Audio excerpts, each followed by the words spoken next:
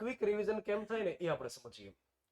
અને મને પૂર્ણ વિશ્વાસ છે કે બંધારણ આપણે કમ્પ્લીટ થયું પછી તમે નિયમિતપણે એનું રિવિઝન કરી રહ્યા છો અને તમને હું કોઈ પણ ચેપ્ટરમાંથી પૂછું તો તમે ગૌરવ સાથે મને કહી શકશો, હે ને? પણ તેમ છતાં આ તો મારું પાકું થાય એટલે આપણે રિવિઝન કરીએ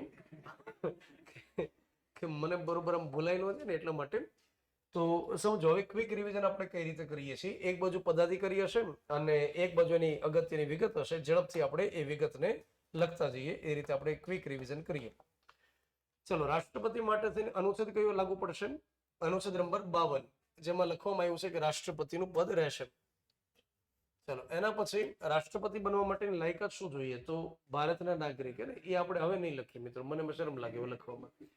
પણ જે મુખ્ય લાયકાત છે આપણે લખીએ કે ઉંમર ઓછામાં ઓછી કેટલી જોઈએ? 35 વર્ષ. એ ઉપરાંત એવું લખેલું છે કે લોકસભામાં સભ્ય બની શકે એટલી લાયકાત એમની પાસે હોવી જોઈએ. ત્યાર પછી નિમણૂક અથવા ચૂંટણી થાય તો રાષ્ટ્રપતિની નિમણૂક ન થાય, રાષ્ટ્રપતિની શું થાય છે? ચૂંટણી થાય છે. અચ્છા, રાષ્ટ્રપતિની ચૂંટણી સંબંધી વિગત કયા અનુચ્છેદમાં છે? તો રાષ્ટ્રપતિ માટે મતદાર મંડળની વાત કરવામાં આવી છે અનુચ્છેદ નંબર 54 ની અંદર. કોઈ મને કહેશે કે રાષ્ટ્રપતિના મતદાર મંડળમાં કોનો સમાવેશ થાય? સંસદના બંને ગૃહના ચૂંટાયેલા સભ્ય, દરેક રાજ્યની વિધાનસભાના ચૂંટાયેલા સભ્ય, કેન્દ્ર શાસિત પ્રદેશની વિધાનસભાના ચૂંટાયેલા સભ્યો. ચલો, મતદાર મંડળ 54 નંબરમાં મતદાર મંડળની અંદર બે નોંધ યાદ રાખવાની: નિમાયેલા સભ્ય ભાગ નથી લેતા અને વિધાન પરિષદના સભ્યો ભાગ લેતા નથી. અને ચૂંટણીની રીત આપવામાં આવેલી છે અનુચ્છેદ નંબર 55 ની અંદર. ચૂંટણીની રીત આપેલી છે અનુચ્છેદ નંબર 55 અંતર્ગત, જેમાં બે અલગ અલગ સૂત્ર રહેલા છે. તમને ખ્યાલ હશે કે ધારાસભ્યોનું મત મૂલ્ય જાણવા માટેનું સૂત્ર અને એ જ રીતે સંસદ સભ્યોનું મત મૂલ્ય જાણવા માટેનું સૂત્ર. ત્યાર પછી શપથ કોણ લેવડાવશે રાષ્ટ્રપતિને? સુપ્રીમ કોર્ટના મુખ્ય જજ લેવડાવે કે ઉપરાષ્ટ્રપતિ લેવડાવે? સુપ્રીમ કોર્ટના મુખ્ય જજ એમને શપથ લેવડાવશે, CJI. કોઈ મને કહેશે કે અત્યારે હાલમાં મુખ્ય જજ કોણ છે? અત્યારે હાલમાં મુખ્ય જજ કોણ રહેલા છે? સૂર્યકાંત શર્મા રહેલા છે. BR ગવૈયાની પહેલા અને અત્યારે હાલમાં સૂર્યકાંત શર્મા. રાષ્ટ્રપતિનો કાર્યકાળ જનરલી કેટલો હોય? 5 વર્ષ. એની પહેલા રાજીનામું દેવું હોય તો કોને સંબોધન કરે? ઉપરાષ્ટ્રપતિને. અચ્છા, ઉપરાષ્ટ્રપતિને જેવું રાજીનામું મળે એટલે ભારતીય બંધારણ એમ કહે છે કે એની વહેલામાં વહેલી તકે ઉપરાષ્ટ્રપતિએ જાણ કોને કરવાની? લોકસભાના અધ્યક્ષને એની વહેલામાં વહેલી તકે જાણ કરવાની. ત્યાર પછી દૂર કરવાની પ્રક્રિયા જે અનુચ્છેદ નંબર 61 અંતર્ગત રહેલી છે, મહાભિયોગની પ્રક્રિયા. મહાભિયોગ. ચલો, આટલી વિગત રહેલી છે રાષ્ટ્રપતિ સાથે જોડાયેલી. રાષ્ટ્રપતિના અન્ય જે અગત્યના અનુચ્છેદ રહેલા છે એમાં તમારે ઘરે જઈ અને વાંચવાના 72 નંબર માફી આપવાની સત્તા, 123 નંબર વટ હુકમ માટેની બાબત, ત્યાર પછી 361 રાષ્ટ્રપતિના પરમ અધિકાર. આ પ્રકારની વિગતો તમે વાંચશો તો પરીક્ષામાં કામ લાગશે. ચલો, એના પછી આપણે વાત કરીએ છીએ ઉપરાષ્ટ્રપતિ. ઉપરાષ્ટ્રપતિ અત્યારે હાલમાં કેટલામાં છે? અત્યારે હાલમાં 15માં ઉપરાષ્ટ્રપતિ રહેલા છે. અચ્છા, રાષ્ટ્રપતિ કેટલામાં છે? એ પણ 15માં જ છે. તો 15માં રાષ્ટ્રપતિ, 15માં ઉપરાષ્ટ્રપતિ. CP રાધાકૃષ્ણન. ચાલો, ઉપરાષ્ટ્રપતિ માટે કયો અનુચ્છેદ લાગુ પડશે? 63 નંબર. ખૂબ સરસ. 63માં લખ્યું છે કે ભારતમાં એક ઉપરાષ્ટ્રપતિ રહેશે. 64 નંબરમાં શું લખેલું છે કે ઉપરાષ્ટ્રપતિ હોદ્દાની રૂએ રાજ્યસભાના સભાપતિ રહેશે. લાયકાતની અંદર દોસ્તો ભારતના નાગરિક હોય અને ઉંમર ઓછામાં ઓછી કેટલી જોઈએ? 35 વર્ષ. ઉપરાષ્ટ્રપતિમાં એવું કહે છે કે રાજ્યસભાના સભ્ય બનવા જેટલી લાયકાત એમની પાસે હોવી જોઈએ. ઉપરાષ્ટ્રપતિની નિમણૂક થાય કે ચૂંટણી થાય? એમની નિમણૂક ન થાય, એમની શું થાય? ચૂંટણી. અને યાદ રાખવાનું કે આમાં માથે મીંડી હોય પણ ચૂંટણી નહીં બોલવાનું. આને શું બોલવાનું? ચૂંટણી. બસ, સિમ્પલ ચૂંટણી. ચૂંટણી નહીં, ચૂંટણી. મીંડી ઉપર ઘણા ભાર મૂકી દે, આપણને એમ થાય બેઠી જશે એની ઉપર હમણાં. તો ઉપરાષ્ટ્રપતિની ચૂંટણી થાય. અચ્છા, ઉપરાષ્ટ્રપતિ ચૂંટણીમાં મતદાર મંડળમાં કોનો સમાવેશ થાય? મતદાર મંડળની અંદર કોનો સમાવેશ થાય? સંસદના બંને ગૃહના તમામ સભ્યો. કેવા સભ્યો આવશે? તમામ સભ્યો. સંસદના બંને ગૃહના તમામ સભ્યોનો સમાવેશ થશે. આમાં નિમાયેલા પણ લાભ લે અને ચૂંટાયેલા પણ લાભ લે. ત્યાર પછી શપથ કોણ લેવડાવે ઉપરાષ્ટ્રપતિને? રાષ્ટ્રપતિ. રાષ્ટ્રપતિ શપથ લેવડાવે. ત્યાર પછી કાર્યકાળ જનરલી કેટલો હોય? 5 વર્ષ માટે. રાજીનામાનું સંબોધન કોને કરશે? રાષ્ટ્રપતિને. દૂર કરવાની પ્રક્રિયા આપણે મહાભિયોગ જેવી પ્રક્રિયા કહી શકીએ. મહાભિયોગ જેવી પ્રક્રિયા બોલી શકીએ, પરંતુ કહેવાય નહીં મહાભિયોગ, કેમ કે મહાભિયોગ એવો શબ્દ માત્ર કોના માટે વપરાયો છે? રાષ્ટ્રપતિ માટે. સંસદના બંને ગૃહમાંથી ઠરાવ પસાર કરાવીને જે દૂર કરવાની બાબત છે ને એને મહાભિયોગ જેવી પ્રક્રિયા આપણે બોલી શકીએ. કોઈ મને કહેશે કે ભારતીય બંધારણના એવા કયા કયા પદાધિકારી કે જેને દૂર કરવા માટે સંસદના બંને ગૃહને પૂછવું પડે, સંસદના બંને ગૃહમાંથી બહુમતી સાથે ઠરાવ પસાર કરવો પડે, તો જો હું તમને એક યાદી બનાવી દઉં દોસ્તો, એટલે તમને વાંધો ન આવે ક્યારેય. એક આવે પહેલા આપણે રાષ્ટ્રપતિ શરૂઆત કરીએ, મતલબ રાષ્ટ્રપતિને દૂર કરવા માટે એ જ પ્રક્રિયા, પછી ઉપરાષ્ટ્રપતિ આપણે લખીએ. હા, એના પછી આપણે કેગ લખીએ, ચૌહાણભાઈ કહે છે ને તો આપણે કેગ લખીએ. એના પછી યુપીએસસી ના અધિકારી આપણે હું બાજુ લખો હમણાં. ચાલો, એના પછી ચૂંટણી પંચના કમિશનર. કેવા કમિશનર? મુખ્ય કે અન્ય? મુખ્ય કમિશનર. ઓકે. ચૂંટણી પંચ કે ચૂંટણી પંચ? ચૂંટણી પંચ. હા, ચૂંટણી પંચના મુખ્ય કમિશનર. ચાલો, એના પછી મને કહી દો ને, સુપ્રીમ કોર્ટના જજ. ખૂબ સરસ, સુપ્રીમ કોર્ટના જજ. એના પછી હાઈકોર્ટના જજ. ખૂબ સરસ. એના પછી કોઈ આવશે? ઓકે. મને એવું લાગે છે કે તમારું બરોબર તૈયારી થઈ ગઈ છે. ખાલી પરીક્ષા સરકાર લેતી નથી ને એટલી જ બાબત છે, બાકી તો તમે પાસ જ છો બધા. તમને કોઈ પૂછે બંધારણ કોણ ભણાવે તો તમારું નામ દિવસ ને પાછા દેવાનું હે ને, જયારે જવાબ ન આવડે ત્યારે નહીં દેવાનું. આ યુપીએસસી ના જે અધ્યક્ષ કે ચેરમેન હોય એના માટે મહાભિયોગ જેવી પ્રક્રિયા નથી, પણ એની ઉપર ગેરવર્તણૂકના આરોપ લાગે એટલે સુપ્રીમ કોર્ટને મેટર સોંપવામાં આવે રાષ્ટ્રપતિ દ્વારા. સુપ્રીમ કોર્ટ તપાસ કરે અને તપાસના અંતે ભલામણ કરે અને રાષ્ટ્રપતિ દૂર કરે. આના માટે મહાભિયોગ જેવી પ્રક્રિયા નથી, ખરેખર નથી. આના માટે આ જ પ્રક્રિયા છે, મેં જે કીધી ને એ જ પ્રક્રિયા છે. દુઃખ નથી લાગ્યું ને? હા, કેમ મહાભિયોગ જેવી નઈ પ્રક્રિયા, એવું નથી લાગ્યું ને? અચ્છા, તો આટલા પદાધિકારીને દૂર કરવા માટે બહુમતી સાથે ઠરાવ પસાર થાય. ચાલો, એના પછી આપણે ભણીએ છીએ રાજ્યપાલ. આપણા રાજ્યપાલ આચાર્ય દેવવ્રત, જે ગુજરાતના 20મા રાજ્યપાલ છે દોસ્તો, અને સરસ કામગીરી કરે છે. પ્રાકૃતિક ખેતીને પ્રમોટ કરે છે ગુજરાતની અંદર. તો આચાર્ય દેવવ્રત માટે આપણે માહિતી મેળવી, મતલબ રાજ્યપાલ માટે. તો અનુચ્છેદ કોઈ મને કહેશે? અનુચ્છેદ 153. રાષ્ટ્રપતિ માટે 52, રાજ્યપાલ માટે 152 નો આવે, 153 આવે. લાયકાતની અંદર ભારતના નાગરિક. ત્યાર પછી ઓછામાં ઓછી ઉંમર કેટલી જોઈએ? 35 વર્ષ. એના સિવાય કોઈ લાયકાત જોઈએ? બિલકુલ લાયકાત નહીં. માત્ર ભારતના નાગરિક 35 વર્ષની ઉંમર. નિમણૂક થાય કે ચૂંટણી થાય? નિમણૂક થાય. નિમણૂક કોના દ્વારા થાય? રાષ્ટ્રપતિ દ્વારા. કોની ભલામણથી થાય? વડાપ્રધાન. રાજ્યપાલને શપથ કોણ લેવડાવે? રાજ્યપાલને શપથ કોણ લેવડાવશે? રાષ્ટ્રપતિ શપથ ન લેવડાવે, હાઈકોર્ટના મુખ્ય જજ લેવડાવે. હાઈકોર્ટના મુખ્ય જજ. અચ્છા, રાજ્યપાલનો કાર્યકાળ કેટલો હોય? સામાન્ય રીતે 5 વર્ષ માટે. એમાં વધ અને ઘટ કરી શકે? કરી શકે. રાષ્ટ્રપતિ કરી શકે વડાપ્રધાનની ભલામણથી. આચાર્ય દેવવ્રત 5 વર્ષ પૂરા થઈ ગયા છે, તેમ છતાં હજી રાજ્યપાલ છે. આનંદીબેન પટેલ ઉત્તર પ્રદેશ, એમની 5 વર્ષ પૂરા થઈ ગયા તેમ છતાં હજી રાજ્યપાલમાં છે. અને આનંદીબેન પટેલ ઉત્તર પ્રદેશના સૌથી લાંબા ટાઈમ માટે રાજ્યપાલ રહેવાનો રેકોર્ડ એમણે બનાવ્યો છે. રાજ્યપાલ રાજીનામાનું સંબોધન કોને કરે? રાજ્યપાલ રાજીનામું કોને આપે? રાષ્ટ્રપતિને આપશે. ત્યાર પછી એમને દૂર કરવાની પ્રક્રિયા શું હોય? રાજ્યપાલને દૂર કરવાની પ્રક્રિયા કોઈ જ હોતી નથી. રાષ્ટ્રપતિ એમને દૂર કરી શકે. કોઈ પ્રક્રિયા નહીં, કોઈ મહાભિયોગ જેવી બાબત રહેલી નથી. ચલો, એના પછી આપણે આગળ વાત કરીએ. વડાપ્રધાન ભાઈઓ બહેનો, ચલો, તો નરેન્દ્ર મોદીજી વડાપ્રધાન માટે થઈને અનુચ્છેદ કયો લાગુ પડશે? વડાપ્રધાન માટે અનુચ્છેદ કયો લાગુ પડે? 174 નંબર અને ત્યાર પછી 175. આ બંને વડાપ્રધાન સાથે જોડાયેલા છે. 74 નંબરમાં શું લખેલું છે કે રાષ્ટ્રપતિને સલાહ આપવા માટે વડાપ્રધાન સહિતનું મંત્રી પરિષદ રહેશે. અને 75 નંબરમાં શું લખ્યું કે રાષ્ટ્રપતિ વડાપ્રધાનને નિમણૂક આપે અને વડાપ્રધાનની ભલામણથી રાષ્ટ્રપતિ અન્ય મંત્રીઓને નિમણૂક આપે. વડાપ્રધાન બનવા માટે શું લાયકાત જોઈએ? ઉંમર ઓછામાં ઓછી કેટલી જોઈએ મને કહી દો? 25 વર્ષની ઉંમર હોય અને ત્યાર પછી એ વ્યક્તિ લોકસભા અથવા રાજ્યસભા બેમાંથી કોઈ પણ એક ગૃહના સભ્ય હોય. લોકસભા અથવા રાજ્યસભા બેમાંથી કોઈ એક ગૃહના સભ્ય હોય. માનો કે સભ્ય ન હોય તો આગામી કેટલા સમયમાં? 6 મહિનામાં કોઈને કોઈ ગૃહમાં ચૂંટાઈ જવું અથવા સભ્ય બનવું ફરજિયાત છે. ત્યાર પછી વડાપ્રધાનની ચૂંટણી થાય કે નિમણૂક થાય? વડાપ્રધાનની નિમણૂક થાય. શું થાય? નિમણૂક. વડાપ્રધાનની ચૂંટણી ન થાય. ચૂંટણી લોકસભાની થાય. અને લોકસભામાં બહુમત ધરાવતી પાર્ટી, બહુમતનો મતલબ થાય 50%થી વધુ બેઠક જેને મળે, તો એ પાર્ટીમાંથી કોઈ એકને રાષ્ટ્રપતિ વડાપ્રધાન બનાવે. ઋતુસર. નવી પેન ચમકે નવી પેન એ લઈ આવો ને, આ બધાને ખબર પડે કે સાહેબ કમાઈ છે અત્યારે. તો નિમણૂક વડાપ્રધાનની થાય, ચૂંટણી ના થાય. એના પછી વડાપ્રધાનને શપથ કોણ લેવડાવે દોસ્તો? રાષ્ટ્રપતિ શપથ લેવડાવે. ખૂબ સરસ. ચાલો, એના પછી કાર્યકાળ વડાપ્રધાનનો કેટલો હોય? જનરલી 5 વર્ષ. પરંતુ આપણે એવું કહેવાનું કે વડાપ્રધાન ક્યાં સુધી કામ કરી શકે? તો કે લોકસભામાં બહુમતી હોય ત્યાં સુધી. લોકસભામાં જ્યાં સુધી બહુમતી હોય ત્યાં સુધી વડાપ્રધાન અને આખી સરકાર ચાલી શકે, ટકી શકે. અને જ્યારે વિરોધ પક્ષને ખબર પડે કે વડાપ્રધાન પાસે બહુમતી રહેલી નથી, તો એ સમય દરમિયાન કયો પ્રસ્તાવ લઈને આવશે?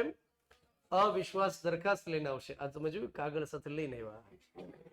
એ ત્યાં મૂકી શકતા હતા, પણ અમારે દેખાડવાનું હતું તમને કે અમે નવી પેન લાવ્યા છીએ. તો લોકસભામાં જ્યાં સુધી બહુમતી હોય ત્યાં સુધી એ ટકી શકશે, અધરવાઇઝ અવિશ્વાસની દરખાસ્ત આવશે અને સરકારને દૂર કરશે. અવિશ્વાસની દરખાસ્ત છે એકલા મંત્રી વિરુદ્ધમાં આવે કે સમગ્ર સરકાર વિરુદ્ધમાં આવે? સમગ્ર સરકાર વિરુદ્ધમાં. અચ્છા, નિંદા પ્રસ્તાવ કોની વિરુદ્ધ આવે? એકલા મંત્રી કે આખી સરકાર વિરુદ્ધ આવે? એકલા મંત્રી. અચ્છા, ઘણા લાગે એવો પ્રસ્તાવ આવે. હા, એવો પ્રસ્તાવ આવે, નિંદા પ્રસ્તાવ ને. જ્યારે મંત્રીની કામગીરી શંકાના દાયરામાં હોય અને એમની ટીકા ટિપ્પણી, નિંદા, ખોદણી કરવાની હોય ત્યારે નિંદા પ્રસ્તાવ આવે. વડાપ્રધાને રાજીનામું દેવું હોય તો કોને સંબોધન કરશે? રાષ્ટ્રપતિને સંબોધન કરીને આપી દેશે. અને દૂર કરવાની પ્રક્રિયા શું હોય? અવિશ્વાસ દરખાસ્ત. મતલબ સમગ્ર સરકારને દૂર કરવા માટે અવિશ્વાસ દરખાસ્ત. અધરવાઇઝ ભારતીય બંધારણમાં એવું લખવામાં આવ્યું છે કે વડાપ્રધાન ક્યાં સુધી કામ કરે? તો કે રાષ્ટ્રપતિની ઈચ્છા હોય ત્યાં સુધી કામ કરે. ભારતીય બંધારણમાં લખાયેલા શબ્દો છે આ કે રાષ્ટ્રપતિ વડાપ્રધાન ત્યાં સુધી જ કામ કરશે જ્યાં સુધી રાષ્ટ્રપતિની ઈચ્છા હોય ત્યાં સુધી. પણ રાષ્ટ્રપતિની ઈચ્છા એટલે મનસ્વી રીતે ઈચ્છા થાય? તો કે ના, કે આજે ઈચ્છા થઈને કાઢી નાખ્યા એવી રીતે? તો કે ના. પણ રાષ્ટ્રપતિની ઈચ્છા ત્યાં સુધી હોઈ શકે જ્યાં સુધી સરકાર પાસે લોકસભામાં બહુમતી હોય ત્યાં સુધી રાષ્ટ્રપતિની ઈચ્છા હોય કે આ વ્યક્તિ કામ કરે. ચાલો, એના પછી આપણે આટલો જ સરસ મજાનો મુદ્દો ભણીએ છીએ જેનું નામ છે મંત્રીમંડળ. મતલબ ઇન્ડિવિડ્યુઅલ મંત્રી માટે તમે સમજો અત્યારે કે મંત્રી માટે કયો અનુચ્છેદ લાગુ પડે? તો કે મંત્રી માટે 74 નંબર અને 75 નંબર. મંત્રી બનવા માટે પણ ઉંમર ઓછામાં ઓછી કેટલી જોઈએ? 25 વર્ષની ઉંમર જોઈએ. ત્યાર પછી એમની શું થાય? ચૂંટણી, નિમણૂક થાય, એમની ચૂંટણી ન થાય. મંત્રીને શપથ કોણ લેવડાવે? વડાપ્રધાન લેવડાવે કે રાષ્ટ્રપતિ લેવડાવે? રાષ્ટ્રપતિ લેવડાવે, વડાપ્રધાન ના લેવડાવે. અચ્છા, એમનો કાર્યકાળ જનરલી 5 વર્ષ માટે. રાજીનામું વડાપ્રધાનને આપે કે રાષ્ટ્રપતિને? રાષ્ટ્રપતિને આપશે. વડાપ્રધાનને રાજીનામું ના આપે. ભલે પડદાની પાછળ ખેલ નાખે વડાપ્રધાન, પણ કહેવા માટે બંધારણ એમ કહે છે કે રાષ્ટ્રપતિને સંબોધન કરીને દેવાનું. અને અહીંયા પણ લખવામાં આવ્યું છે કે રાષ્ટ્રપતિની ઈચ્છા હોય ત્યાં સુધી, રાષ્ટ્રપતિની ઈચ્છા સુધી મંત્રી કામ કરે, મંત્રી કાર્ય કરે. ચાલો, એના પછી આપણે આગળ સમજીએ છીએ સુપ્રીમ કોર્ટના જજ. સુપ્રીમ કોર્ટના જજ માટે અનુચ્છેદ કયો રહેલો છે? 124. સુપ્રીમ કોર્ટ માટે 124. સુપ્રીમ કોર્ટમાં જજ બનવા માટે શું લાયકાત જોઈએ? તો કે એ વ્યક્તિની પાસે 5 વર્ષ માટે જજનો અનુભવ હોય. અને કઈ જગ્યાએ જજ હોય? કાં તો હાઈકોર્ટમાં અથવા હાઈકોર્ટમાં જ, મતલબ તાબાની અદાલત નહીં. અથવા માનો કે જજની ખુરશી પર નથી બેઠા તો 10 વર્ષ માટે વકીલાતનો અનુભવ હોય. અને વકીલ કઈ જગ્યાએ હોય? કાં તો હાઈકોર્ટમાં અથવા સુપ્રીમ કોર્ટમાં. અથવા કોની દ્રષ્ટિએ ન્યાયવિદ હોય? રાષ્ટ્રપતિની દ્રષ્ટિએ ન્યાયવિદ. સુપ્રીમ કોર્ટના જજની ચૂંટણી થાય કે નિમણૂક થાય? નિમણૂક થાય કે ચૂંટણી થાય? એમની નિમણૂક થાય, ચૂંટણી ન થાય. અચ્છા, શપથ કોણ લેવડાવે? સુપ્રીમ કોર્ટના જજને શપથ કોણ લેવડાવે? રાષ્ટ્રપતિ. રાષ્ટ્રપતિ શપથ લેવડાવે. સુપ્રીમ કોર્ટના જજનો કાર્યકાળ કેટલો હોય? કાર્યકાળ અનિશ્ચિત હોય. કાર્યકાળ કેવો હોય? અનિશ્ચિત હોય. પરંતુ માત્ર એક જ બાબત ફિક્સ હોય, એમની નિવૃત્તિ માટેની વય. અને નિવૃત્તિ વય કેટલા વર્ષની હોય? 65 વર્ષની ઉંમર ન થાય ત્યાં સુધી કામ કરે. રાજીનામાનું સંબોધન કોને આપે? રાષ્ટ્રપતિને. અને દૂર કરવા માટેની પ્રક્રિયા મહાભિયોગ જેવી પ્રક્રિયા, જે આપણે હમણાં લખી ગયા. ચલો, એના પછી આપણે આગળ વાત કરીએ હાઈકોર્ટના જજ. આ વ્યક્તિ કયા રહેલા છે? સુનીતા અગ્રવાલ, ગુજરાતના મુખ્ય જજ. ચલો, હાઈકોર્ટ માટે અનુચ્છેદ મને કહી દો. હાઈકોર્ટ માટે અનુચ્છેદ કહી દો. 214. સુપ્રીમ કોર્ટ માટે કયો અનુચ્છેદ? 124. એકડો બગડો ઉલટ સુલટ. હાઈકોર્ટમાં જજ બનવા માટે શું લાયકાત જોઈએ? તો એના માટે 10 વર્ષ માટે કાં તો વ્યક્તિ જજ રહેલા હોય, મતલબ કઈ જગ્યાએ? જિલ્લાની અદાલતમાં. અથવા માની લો કે 10 વર્ષ માટે એમણે વકીલાત કરેલી હોય તો ચાલે. અને વકીલાત કઈ જગ્યાએ? કાં તો હાઈકોર્ટમાં અથવા સુપ્રીમ કોર્ટમાં. હાઈકોર્ટના જજની નિમણૂક થાય કે ચૂંટણી થાય? નિમણૂક થાય. એમની નિમણૂક થાય છે. કોઈ મને કહેશે કે નિમણૂક કોણ કરશે હાઈકોર્ટના જજમાં? રાજ્યપાલ કરશે કે રાષ્ટ્રપતિ કરશે? બોલો, હાઈકોર્ટના જજને નિમણૂક કોણ આપે? રાષ્ટ્રપતિ કે રાજ્યપાલ? કેટલા કે છે રાષ્ટ્રપતિ ઉજાગરી કરો તો? રાજ્યપાલ? ઘણા એમ કે છે નિમણૂક જ ન આપે, એની મેળે કામ કરવા માંગે. એ કે ઉજાગરી જ ન કરી. તો અહીંયા આગળ રાજ્યપાલ નો આપે, રાષ્ટ્રપતિ આપે. રાષ્ટ્રપતિ નિમણૂક આપે. અચ્છા, શપથ કોણ લેવડાવે? રાજ્યપાલ લેવડાવે. ત્યાર પછી કાર્યકાળ કેટલો હોય? કાર્યકાળ ફિક્સ નથી, પરંતુ નિવૃત્તિ માટેની વય કેટલી હોય છે? 62 વર્ષ. રાજીનામાનું સંબોધન કોને કરે? રાષ્ટ્રપતિને. દૂર કરવાની પ્રક્રિયા તો આપણને ઓલરેડી ખ્યાલ છે, મહાભિયોગ જેવી પ્રક્રિયા. મેં તમને અગાઉ સમજાવેલું કે હાઈકોર્ટના જજ આવે એટલે એક જ જગ્યાએ રાજ્યપાલ આવે. હાઈકોર્ટના જજ આવે એટલે એક જ જગ્યાએ રાજ્યપાલ આવે. અને કઈ જગ્યાએ આવે? શપથ લેવડાવવાનો હોય એ જગ્યાએ. એની સિવાય દરેક જગ્યાએ રાષ્ટ્રપતિ આવે. ચાલો, એના પછી આપણે આગળ વાત કરીએ. લોકસભાના અધ્યક્ષ. લોકસભાના અધ્યક્ષ અત્યારે હાલમાં કોણ રહેલું છે? ઓમ બિરલા. અત્યારે હાલમાં કોણ છે? ઓમ બિરલા. લોકસભાના અધ્યક્ષ માટે અનુચ્છેદ આવે 93 નંબર. લાયકાત શું જોઈએ? તો કે લોકસભાના અધ્યક્ષ બનવા માટે લાયકાતની અંદર ખાસ નહીં, પણ લોકસભાના સભ્યો હોવા જોઈએ. લોકસભાના સભ્યો હોય એવા વ્યક્તિ લોકસભાના અધ્યક્ષ બની શકે. અચ્છા, લોકસભાના અધ્યક્ષની નિમણૂક થાય કે ચૂંટણી થાય? તો એમની ચૂંટણી થાય, અથવા બીજો શબ્દ વાપરવામાં આવે તો પસંદગી થાય. લોકસભાની અંદર બહુમતી ધરાવતી પાર્ટીમાંથી કોઈ એક વ્યક્તિને બનાવવામાં આવે અધ્યક્ષ. તો ઓમ બિરલા કઈ પાર્ટીને બિલોંગ કરે છે? બીજેપી.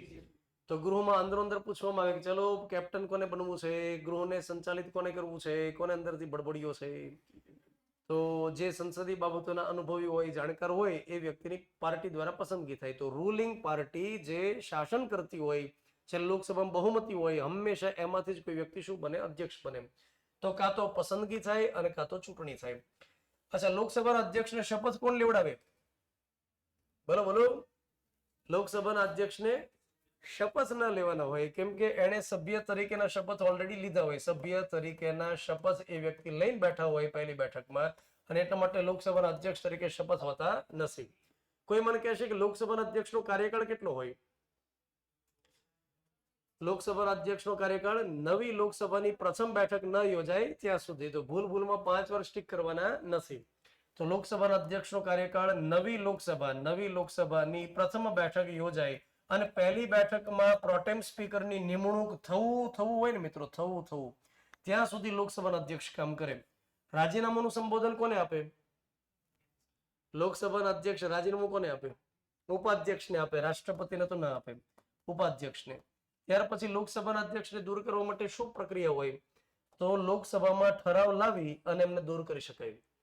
અત્યારે હાલમાં તમને ખ્યાલ હોય તો ઓમ બિરલાને દૂર કરવા માટે વિરોધ પક્ષ ભેગો થયો અને એમણે ઠરાવ લઈ આવ્યા કે ઓમ બિરલા બરોબર કામગીરી નથી કરતા, એ ભેદભાવ રાખે છે, અમને ટાર્ગેટ કરે છે, રાહુલ ગાંધીને બોલવા નથી દેતા, ભાજપના સભ્યોને ભરીને બોલવા માટે દે છે. તો ઠરાવ લઈને આવ્યા કે અમને એમાં રસ છે કે ઓમ બિરલા દૂર થાય, પણ લોકસભાની અંદર જે સચિવાલય હોય એમના સચિવે ઠરાવને નામંજૂર કર્યો અત્યારે, કે તમે જે આરોપ લગાડો છો, તમે જે તથ્ય રજૂ કરો છો એ યોગ્ય લાગતા નથી. તો ઓમ બિરલાને દૂર કરતો ઠરાવ અત્યારે રિજેક્ટ કરવામાં આવ્યો. ચાલો, એના પછી આપણે આગળ વાત કરીએ. લોકસભાના ઉપાધ્યક્ષ. લોકસભાના ઉપાધ્યક્ષ સંબંધી જોગવાઈ કયા અનુચ્છેદમાં? તો કે 93 નંબરમાં જ છે. 93 નંબરમાં અધ્યક્ષ ઉપાધ્યક્ષ બંનેની વાત કરી. લાયકાત માટે સેમ ટુ સેમ લોકસભાના સભ્ય હોય, બસ ઇનફ થઈ ગયું. ત્યાર પછી એમની નિમણૂક થાય, નિમણૂક ન થાય, કાં તો ચૂંટણી થાય ને કાં તો પસંદગી થાય. અત્યારે હાલમાં કોઈ મને કહેશે કે 18મી લોકસભામાં ઉપાધ્યક્ષ કોણ રહેલું છે? અત્યારે હાલમાં કોઈ પણ ઉપાધ્યક્ષ નથી. જનરલી એવી પરંપરા કે અધ્યક્ષ કોણ બને? રૂલિંગ પાર્ટીમાંથી, અને ઉપાધ્યક્ષ કોણ બને? તો વિરોધ પક્ષમાંથી ઉપાધ્યક્ષ બનાવવામાં આવે, જેથી કરીને બેલેન્સ થઈ જાય. શાસક પક્ષમાંથી અધ્યક્ષ હોય, વિરોધ પક્ષમાંથી ઉપાધ્યક્ષ હોય, તો થોડું આમ બેલેન્સ થાય. પણ અત્યારે નરેન્દ્ર મોદી સરકાર છે, એમનો ટાર્ગેટ છે કે 1 નેશન 1 પાર્ટી. તો વિરોધ પક્ષને કશું ગણતી જ નથી. તો ઉપાધ્યક્ષનું પદ ઘણા વર્ષોથી ખાલી રહેલું છે. તો અત્યારે હાલમાં ઉપાધ્યક્ષ કોઈ નથી. ઉપાધ્યક્ષને શપથ લેવાનો હોય તો ઉપાધ્યક્ષ તરીકેના ન હોય, સભ્ય તરીકેના શપથ એ વ્યક્તિ લઈ લેતા હોય. સભ્ય તરીકેના શપથ, અલગથી કોઈ શપથ આમના માટે ન આવે. કાર્યકાળ તો કે જનરલી નવી લોકસભાની રચના ન થાય ત્યાં સુધી ઉપાધ્યક્ષ પણ પોતાનું પદ ભોગવી શકે. રાજીનામાનું સંબોધન કોને કરશે? અધ્યક્ષને. અને દૂર કરવા માટે લોકસભામાં ઠરાવ લાવી દૂર કરી શકાય. જો કે ઉપાધ્યક્ષમાંથી ખાસ સવાલ પરીક્ષામાં આવતા નથી, અધ્યક્ષમાંથી વધારે આવે છે. વિધાનસભાના અધ્યક્ષ માટે આપણે વાત કરીએ. કોઈ મને કહેશે કે 15મી વિધાનસભામાં અધ્યક્ષ કોણ છે ગુજરાતમાં? આપણી ગુજરાત વિધાનસભા જે 15મી ચાલે છે એમાં અધ્યક્ષ કોણ છે? શંકરભાઈ ચૌધરી. કોણ રહેલા છે? શંકરભાઈ ચૌધરી. વિધાનસભાના અધ્યક્ષ માટે કયો અનુચ્છેદ? તો વિધાનસભાના અધ્યક્ષ માટે અનુચ્છેદ 178. વિધાનસભામાં અધ્યક્ષ બનવા માટે લાયકાત શું જોઈએ? તો કે વિધાનસભાના સભ્યો હોય એ ઇનફ છે. ત્યાર પછી એમની શું થાય? તો કે કાં તો ચૂંટણી થાય અને કાં તો પસંદગી થાય. તો ઓબ્વિયસ છે કે વિધાનસભાની અંદર જેની પાસે બહુમતી હોય એમાંથી જ કોઈને કોઈ વ્યક્તિને શું બનાવે? અધ્યક્ષ બનાવે. આપણા ગુજરાતમાં 182 જે વિધાનસભાની બેઠક છે, તો કોઈ મને એવું કહેશે કે બીજેપી છે એમાં એને કેટલી બેઠક મળી 182 માંથી? અત્યારે હાલમાં બીજેપી પાસે 182 માંથી કેટલી બેઠક છે? આમ તુક્કો લગાડો, અંદાજ લગાડો ને કે મારા કીધે આ એમ કરીને કંઈક બોલો. 150. ખૂબ સરસ. હજી થોડા આગળ વધી શકો? આમ હજી થોડું 100 ને તમે થોડું વધારે પડતું આગળ ન વહીએ કે એમ? 162 રાખીએ આપણે બહુમતી સાથે. 162. કોંગ્રેસની પાસે અત્યારે હાલમાં કેટલી બેઠક છે? કોંગ્રેસની પાસે 12 છે. 12. આમ આદમી પાર્ટીની પાસે કેટલા છે? 5. અપક્ષવાળા કેટલા રહેલા છે? તો અપક્ષવાળા 2 જણા છે. સમાજવાદી પાર્ટીમાંથી 1 વ્યક્તિ છે. તો હું તમને એમ સમજાવું કે વિધાનસભાની અંદર અધ્યક્ષ કઈ પાર્ટીમાંથી બને? બીજેપી માંથી જ બને ને. જો આને પૂછવામાં આવે આમ આદમી પાર્ટીને કે કોંગ્રેસને કે હે તમારામાંથી અધ્યક્ષ બનાવવા છે, તો મજાક જેવું લાગે કે ન લાગે? એને મજાક જેવું તો લાગે. જેમ કે કોઈને વાળ જ ન હોય ને વાળને એવું પૂછે કલર કરવા છે, તો એને જેવું થઈ ગયું એમ.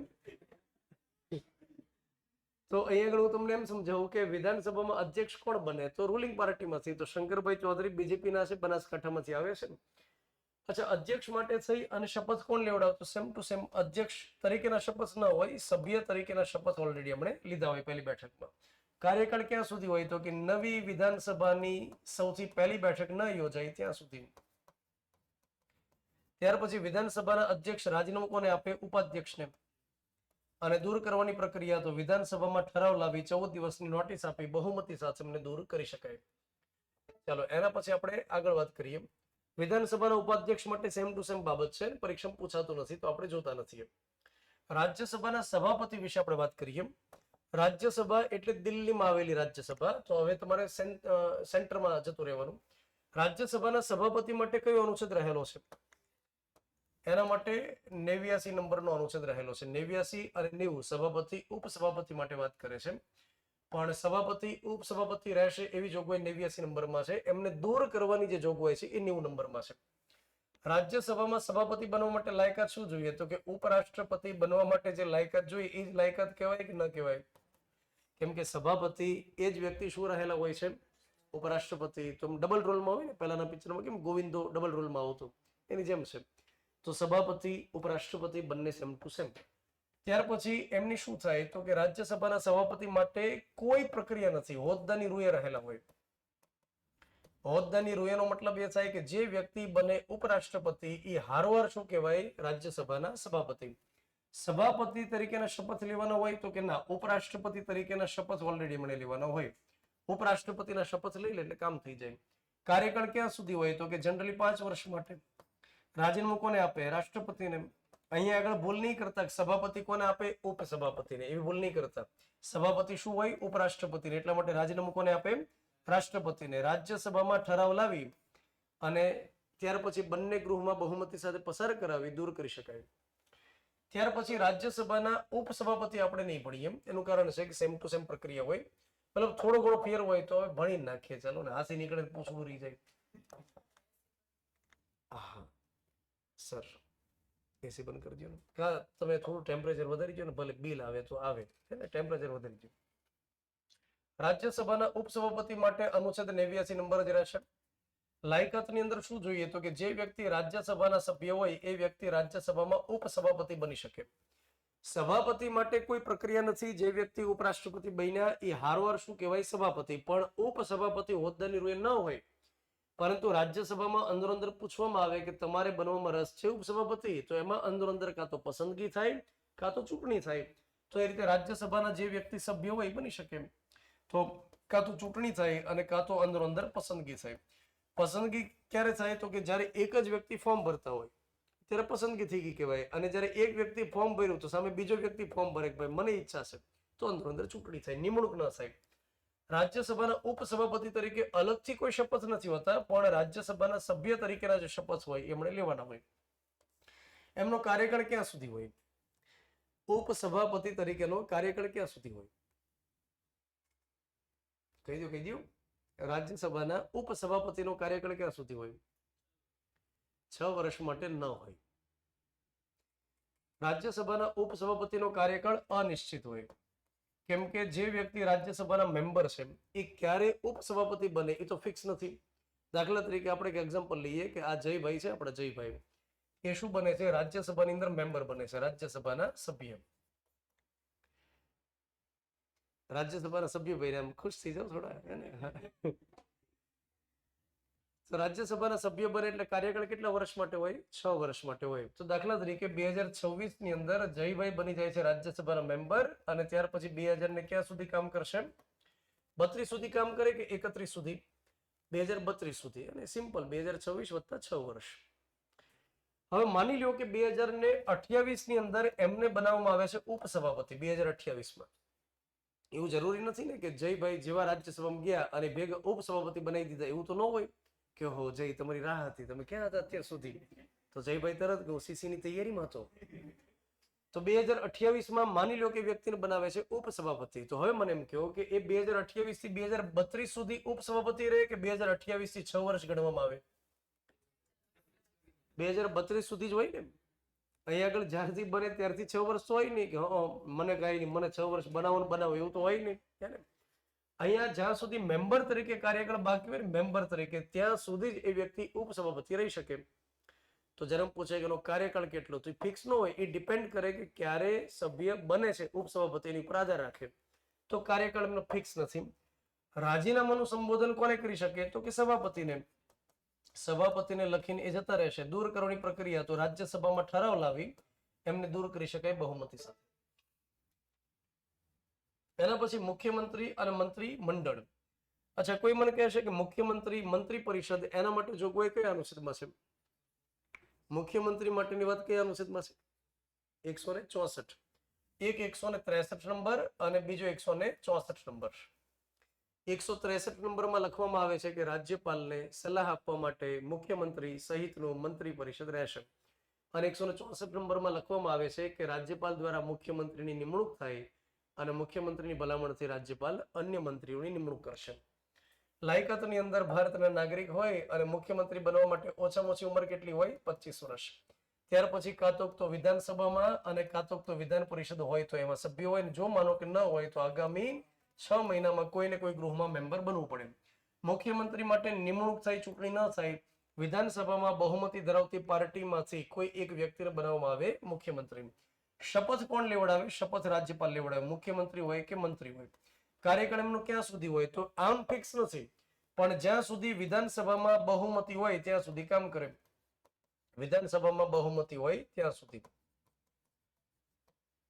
ત્યાર પછી રાજીનામાનું સંબોધન કોને કરશે? રાજ્યપાલને.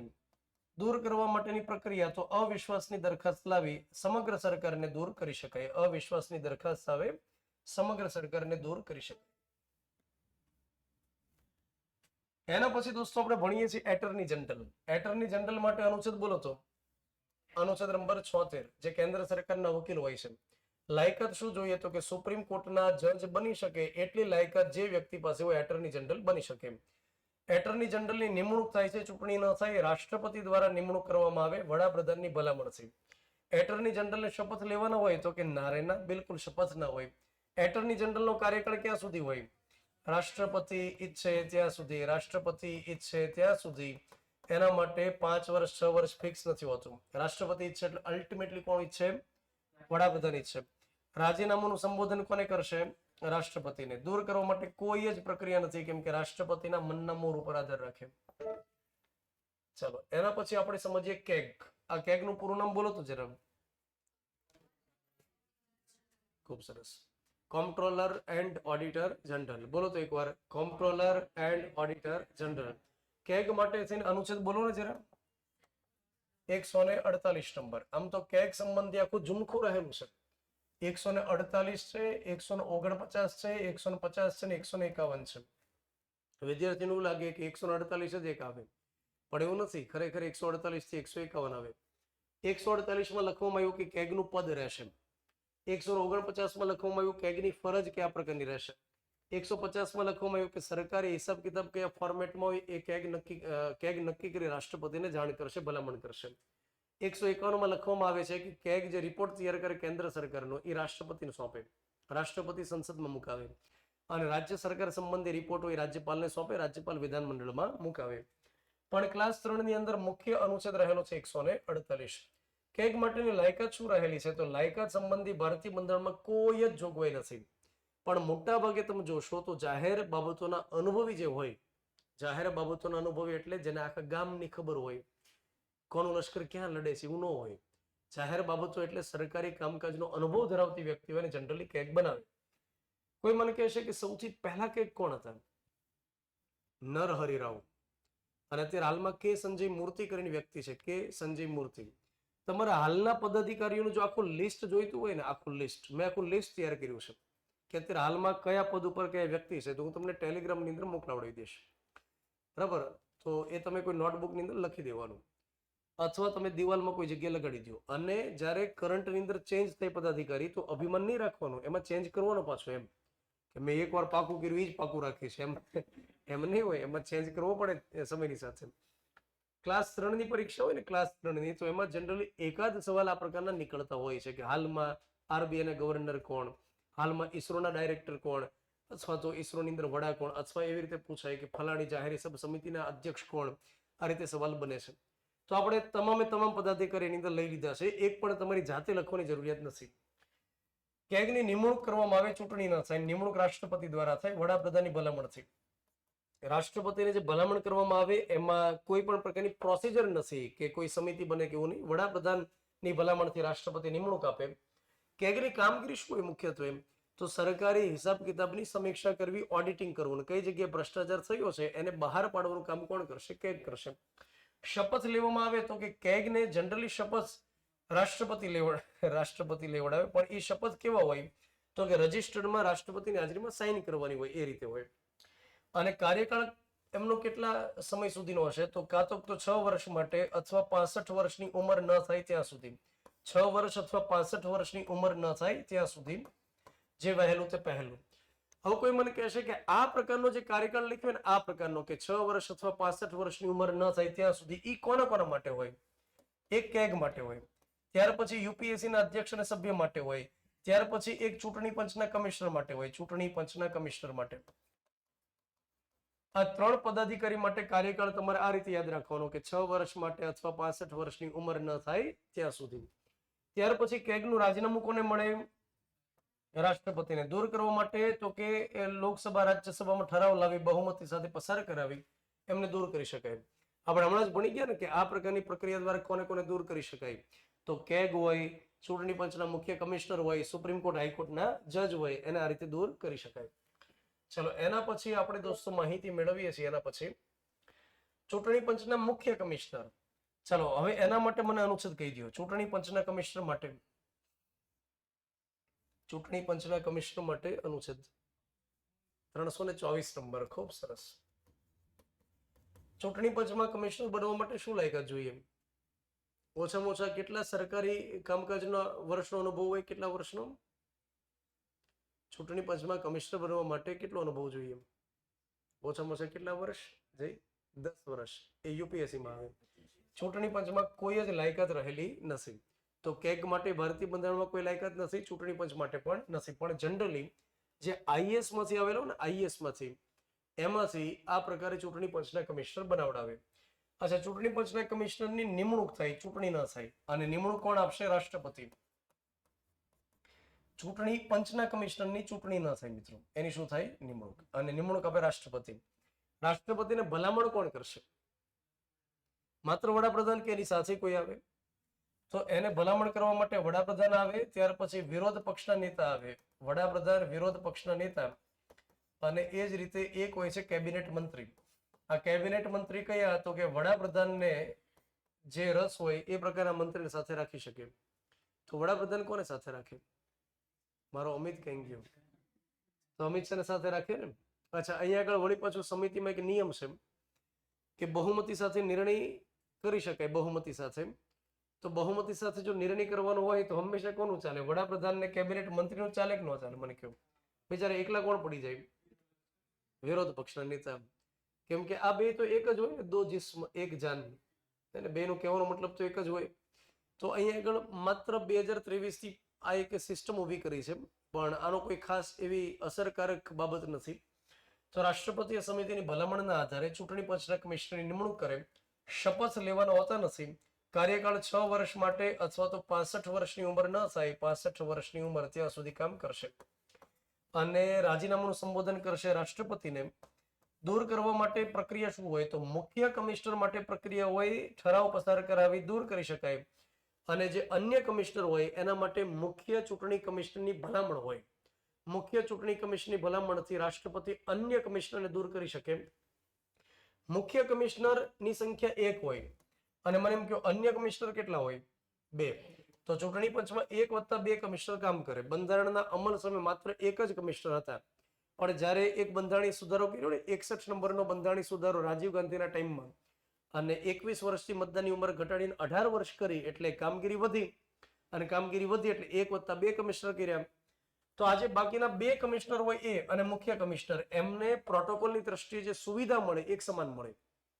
અહીં આગળ સુવિધાની અંદર કોઈ અસમાનતા નહીં. મતલબ કે આને જે બંગલો મળે એવો જ બંગલો આમને મળે. આને બંગલી નહીં દેવાની. આને ઇનોવા મળે તો આને અલ્ટો નહીં દેવાની. આમને જે પગાર મળે એ જ પગાર આમને મળે. પ્રોટોકોલની દ્રષ્ટિએ સમાન સુવિધા. પણ દૂર કરવાની બાબતમાં મુખ્ય કમિશનર વધારે ચાલે. તો મુખ્ય કમિશનરની ભલામણથી રાષ્ટ્રપતિ અન્ય કમિશનરને દૂર કરી શકે. આના માટે મહાભિયોગ જેવી પ્રક્રિયા નથી મિત્રો. મહાભિયોગ જેવી પ્રક્રિયા માત્ર કોના માટે આવે? મુખ્ય કમિશનર માટે આવે. ચાલો એના પછી આપણે આગળ વધીએ. અન્ય ચૂંટણી કમિશનર એ આપણે હવે ના ભણીએ તો ચાલે. એના પછી રાજ્ય મુખ્ય ચૂંટણી કમિશનર અને અન્ય કમિશનર. હવે સમજો, રાજ્ય ચૂંટણી પંચ માટેની જોગવાઈ પંચાયતી રાજ અંતર્ગત રહેલી છે. 243 કે અંતર્ગત તમે જોઈ શકો પંચાયતી રાજ, કે જેમાં ચૂંટણી પંચના કમિશનર સંબંધી જોગવાઈ છે. રાજ્ય મુખ્ય ચૂંટણી કમિશનર કહો કે અન્ય કમિશનર, એમાં ઘણા રાજ્યની અંદર અન્ય કમિશનર હોતા નથી. કેમ કે રાજ્યની અંદર કામગીરી એટલી વિશાળ ન હોય કે એની સાથે અન્ય કમિશનર રાખવા પડે. તો મોટાભાગે એક જ કમિશનરથી કામ થઈ જાય છે રાજ્યની અંદર. કેન્દ્રીય ચૂંટણી પંચ વિશે જે આપણે હમણાં માહિતી મેળવી, એની કામગીરી એ હોય કે રાષ્ટ્રપતિ, ઉપરાષ્ટ્રપતિ, લોકસભા, રાજ્યસભા, વિધાનસભા અને વિધાન પરિષદ આટલી ચૂંટણી કરાવે કેન્દ્રીય ચૂંટણી પંચ. અને રાજ્ય ચૂંટણી પંચની કામગીરી શું હોય? તો કે સ્થાનિક સ્વરાજની સંસ્થાઓની ચૂંટણી કરાવે. ગ્રામ પંચાયત, તાલુકા પંચાયત, જિલ્લા પંચાયત, નગરપાલિકા અને મહાનગરપાલિકા. તો લોકલ બોડીઝના ઇલેક્શન માટે રાજ્ય ચૂંટણી પંચ કામ કરે. અને એમાં એક કમિશનર મોટા ભાગે હોય, એની સાથે રાખવો હોય તો અન્ય કમિશનર રાખે. રાજ્યપાલ નક્કી કરે. 243 કે યાદ રાખો. લાયકાત સંબંધી જોગવાઈ નથી. એમની નિમણૂક રાજ્યપાલ દ્વારા કરવામાં આવે, પણ એની પ્રક્રિયા વિકસેલી નથી. તો આપણે કહી શકીએ કે મુખ્યમંત્રીની ભલામણથી નિમણૂક થાય. શપથ લેવાના હોતા નથી. કાર્યકાળ 6 વર્ષ માટે અથવા 62 વર્ષની ઉંમર સુધી. 6 વર્ષ માટે અથવા 62, 62. અને કેન્દ્રમાં કેટલા હતા? 65, 65. રાજીનામાનું સંબોધન કરે રાજ્યપાલને. ત્યાર પછી દૂર કરવા માટે એવી પ્રક્રિયા હોય કે વિધાનસભામાં ઠરાવ લાવી અને મુખ્ય ચૂંટણી કમિશનરને દૂર કરી શકાય. ચલો એના પછી આપણે આગળ વાત કરીએ. યુપીએસસી ના અધ્યક્ષ અને સભ્ય. હવે આપણે 2 પ્રકારની સંસ્થા ભણવાની છે. એક યુપીએસસી અને આના પછી જીપીએસસી. યુપીએસસી માટે થઈને અનુચ્છેદ મને કોઈ કહેશે? યુપીએસસી માટે 315. ખૂબ સરસ. યુપીએસસી માટે 315 નંબર કે એક સંઘ જાહેર સેવા આયોગ રહેશે. લાયકાત સંબંધી જોગવાઈની અંદર મેં તમને સમજાવેલું કે અધૂરી પધૂરી લાયકાત છે. કેવી લાયકાત છે? અધૂરી પધૂરી. યુપીએસસીમાં માળખું હોય કે એક અધ્યક્ષ હોય અને સામાન્ય રીતે રાષ્ટ્રપતિ નક્કી કરે એટલા સભ્યો હોય. તો જનરલી દરેક બુકમાં 9 થી 11 જેટલા સભ્ય લખવામાં આવે છે. મને ખ્યાલ નથી કે આવી રીતે કેમ લખે છે, કેમ કે આટલી સંખ્યા અત્યારે હાલમાં નથી. અને રાષ્ટ્રપતિ નક્કી કરે વખતો વખત એટલા અન્ય એની સાથે સભ્ય રહેલા હોય. પણ જનરલી બુકની અંદર આ રીતે લખવામાં આવતું હોય. પણ તમારે એટલું યાદ રાખવાનું કે એક અધ્યક્ષ હોય અને એની સાથે સભ્ય કેટલા હોય? તો રાષ્ટ્રપતિ જે ડિસાઈડ કરે એટલા સભ્ય હોય. રાષ્ટ્રપતિ નક્કી કરે તેટલા સભ્યો. હવે એમાં લાયકાતની અંદર શું કહે છે? અડધા સભ્ય એવા હોવા જોઈએ. લાયકાતની અંદર અડધા સભ્ય એવા. કેવા? એવા કે જેની પાસે ઓછામાં ઓછા 10 વર્ષ સરકારી કામકાજનો અનુભવ હોય. સરકારી કામકાજનો અનુભવ એટલે કેવો અનુભવ એ વળી પાછું લખ્યું નથી કે ક્લાસ 1 તરીકે, ક્લાસ 2 તરીકે વળી પાછું પટાવાળે હાલે એવું કઈ લખ્યું નથી. પણ મોટા ભાગે જનરલી કાં તો આઈએસ કેડરમાંથી, કાં તો આઈપીએસમાંથી, કાં તો શિક્ષણ ક્ષેત્રમાંથી ત્યાં આગળ લેવામાં આવે. અને ત્યાર પછી બાકીના જે અડધા સભ્યો હોય ને, બાકીના અડધા સભ્ય એ કેવા લેવાના? તો એના માટે કોઈ લાયકાત નથી. તો સાહેબ નાલાયક હોવો જોઈએ. અરે ભાઈ લાયકાત નથી. સરકારની નજીક ના હોઈ શકે. સમજો જેમ કે અમિત શાહનો છોકરો છે જય શાહ, એને યુપીએસસી બેઠાડવો હોય તો બેઠાડી શકે. કોઈ લાયકાત નથી. ખરેખર સિરિયસલી કોઈ લાયકાત નથી. તો સરકારનો હોલ્ડ રહી શકે આ બોડી ઉપર, ભરતી પ્રક્રિયા ઉપર, એટલે બની શકે કે સભ્ય એમની નજીકના કહ્યાગ્રાથી મૂકી શકાય, એટલે આવી રીતે લખ્યું હશે. તો અડધા સભ્ય એવા જેની પાસે 10 વર્ષ સરકારી કામકાજનો અનુભવ હોય, બાકીના અડધા કેવા એ બિલકુલ ખબર નથી. ત્યાર પછી યુપીએસસીના અધ્યક્ષને નિમણૂક આપવામાં આવે રાષ્ટ્રપતિ દ્વારા. એના માટે કોઈ પ્રક્રિયા વિકસાવેલી નથી, એટલે વડાપ્રધાનની ભલામણથી નિમણૂક થયું આપણે કહી શકીએ. શપથ લેવાના હોય નહીં. પછી કાર્યકાળ કેટલો હોય? તો કે કાર્યકાળ 6 વર્ષ માટે અથવા 65 વર્ષની ઉંમર ન થાય ત્યાં સુધી. 65 વર્ષની ઉંમર ન થાય ત્યાં સુધી. રાજીનામાનું સંબોધન કોને આપે? રાષ્ટ્રપતિને. દૂર કરવાની પ્રક્રિયા ખાસ મહાભિયોગ જેવી નથી હોતી, પણ માનો કે યુપીએસસીના અધ્યક્ષ ભ્રષ્ટાચાર કરવા માંડે અને પૈસા લઈ લઈને મેરિટમાં કંઈક ને કંઈક ઉથલપાથલ કરે, તો ગેરવર્તણૂકના આરોપ લાગે તો સૌથી પહેલા રાષ્ટ્રપતિ સુપ્રીમ કોર્ટને જાણ કરે. સુપ્રીમ કોર્ટ તપાસ કરે, ભલામણ રાષ્ટ્રપતિને કરે કે આ રીતે અમને દૂર કરી દો. રાષ્ટ્રપતિ આદેશ બહાર પાડીને યુપીએસસીના અધ્યક્ષને સભ્યને દૂર કરે. આ સમજમાં આવ્યું બધાને? ચલો એના પછી આપણે આગળ વાત કરીએ. રાજ્ય જાહેર સેવા આયોગ અને અથવા જેને શું કહેવામાં આવે? જીપીએસસી. તો જીપીએસસી માટે અનુચ્છેદ શું રહેલો છે? જીપીએસસી માટે 315 જ છે. મતલબ 315 સંઘ જાહેર સેવા આયોગ અને એની હારે લખવામાં આવ્યું છે દરેક રાજ્યમાં રાજ્ય જાહેર સેવા આયોગ રહેશે. અને સાથે 315 એવું પણ લખ્યું કે જો 2 કે તેથી વધુ રાજ્યો વિનંતી કરે તો સંસદ કાયદો બનાવી સંયુક્ત જાહેર સેવા આયોગની રચના કરી શકે. લાયકાત સંબંધી જોગવાઈ નથી. આ જીપીએસસી ની અંદર આપણે વાત કરીએ છીએ. જીપીએસસી માં અત્યારે હાલમાં અધ્યક્ષ કોણ છે મિત્રો? હસમુખભાઈ પટેલ, હસમુખ દાદા. તો લાયકાત સંબંધી કોઈ જોગવાઈ નથી. અરે સાહેબ તો આઈપીએસ હતા ને? અરે ભાઈ લાયકાતની જોગવાઈ નથી. ભલે આઈપીએસ હતા એ તો કોઈ પણ લઈ આવી શકે સરકાર. તો લાયકાત સંબંધી કોઈ સ્પષ્ટતા નથી. કોઈ પણ ફિલ્ડમાંથી સરકાર લઈ આવી શકે. એમની નિમણૂક થાય, રાજ્યપાલ દ્વારા નિમણૂક આપવામાં આવે મિત્રો. રાજ્યપાલ તરફથી નિમણૂક થાય અને શપથ એમને લેવાનો હોતા નથી. કાર્યકાળ ક્યાં સુધી હોય? 6 વર્ષ માટે અથવા 62 વર્ષની ઉંમર ન થાય ત્યાં સુધી. ત્યાર પછી રાજીનામાનું સંબોધન કોને કરશે? મને કહો. રાજીનામું કોને સંબોધન કરીને આપી શકશે? રાજ્યપાલ કે રાષ્ટ્રપતિ? રાજ્યપાલને સંબોધન કરી અને રાજીનામું દઈ શકે, પણ દૂર કરવાની જે પ્રક્રિયા હોય એમાં શું હોય? તો દૂર કરવાની પ્રક્રિયામાં સૌથી પહેલા સુપ્રીમ કોર્ટમાં આખી મેટર રાષ્ટ્રપતિ સોંપે.